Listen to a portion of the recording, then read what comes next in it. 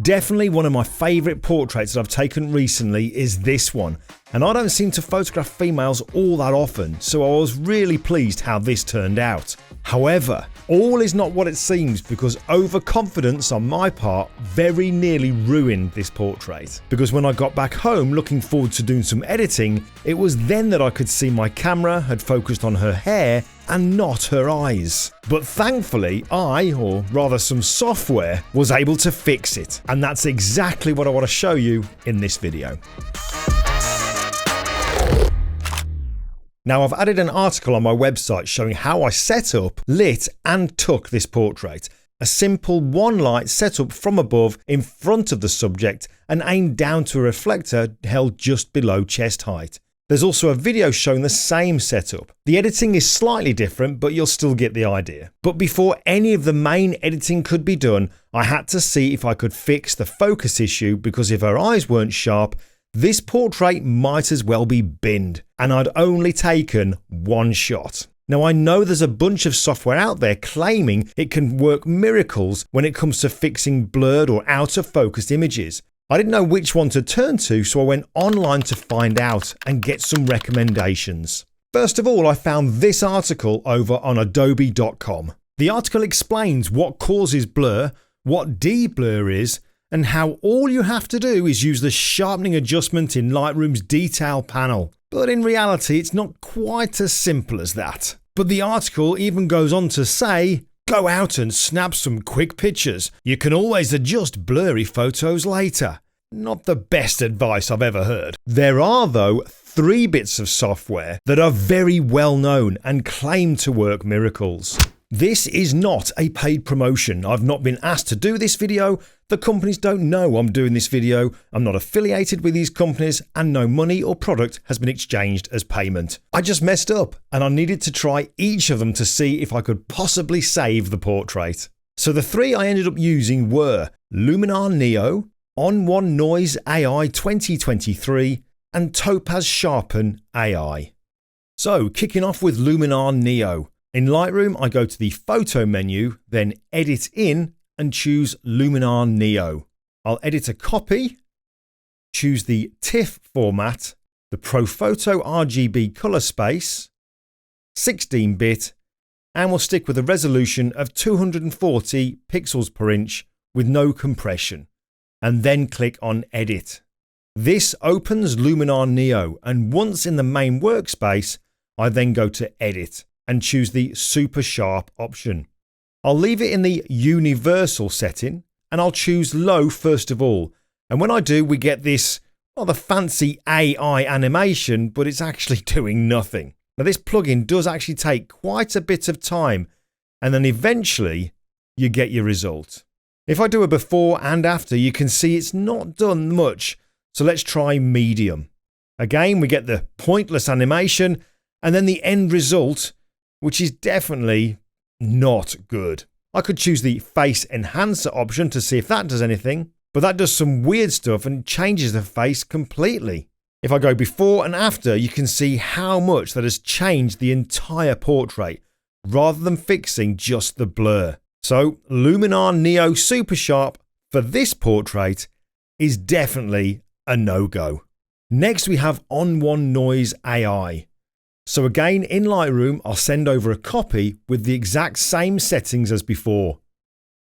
When On1 NoNoise AI opens, we have these noise and sharpening sections, so we can work on the noise and sharpener separately or together. By default, it first of all goes to the noise section, and we can see a before and after by dragging this line left and right. Left hand side of the line is before, and right hand side of the line is after. But there's no noise to talk of anyway in this picture, so we're not seeing a difference. So let's just jump to the Ttac Sharp AI section. The Ttac Sharp AI deblur slider is all the way to the max, and we also have this micro sharpening slider. If I move the preview line back and forth, you can see this isn't perfect by any means, but the eye detail is definitely a little bit better. But the sharpening has introduced lots of noise, and that noise has also changed the skin tone. So that on its own is not the best result. But let's now try the noise and the tack sharp sections together by clicking on both. We'll give it a moment or two to process, and there you go. So now let's look at the before and after. Actually, that's not bad at all. It's really quite good. The eyes are definitely improved, and also the skin tone has come back to what it was. So if the third bit of software to try doesn't work so good, then this will probably be the best we can get. So last of all then, let's try the Topaz software. In Lightroom, exactly the same settings and straight into Topaz Sharpen AI.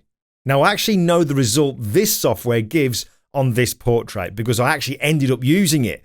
But check this out. Literally a second or two after bringing the image in, it's processed, and look at that. Look at the eyes. I can press down and release to see a before and after, but that is insanely good when you consider what the eyes were like before. There's also more controls I have here for tweaking the result. I can change the blur type, increase or decrease how much of the blur is removed, suppress the noise, and remove artifacts, all by just moving a slider. Incredible stuff. Now, when I was editing the portrait for real, I first of all sent the portrait into Photoshop. I duplicated the image and sent the duplicate into Topaz Sharpen AI. Then, once it had processed and was back in Photoshop, I added a black layer mask and then used a white brush to only bring back the sharpness in the eyes. But that's just a personal taste for the look I was going for. But yeah, very, very impressed. Now, when I actually did this for real, I must admit I was feeling very, very skeptical. Because we see it all the time, don't we, when companies are advertising how amazing their software is at fixing blur and out of focus images. But those images are ones that they've qualified, ones that they know they're going to get the best results with. But when you actually do use their software on an image of your own that's as bad as the ones that the companies advertise working on, and it works as well, it is completely mind-blowing. Really, really clever stuff. Now, is Topaz the software that I'd recommend all the time now for doing this kind of stuff?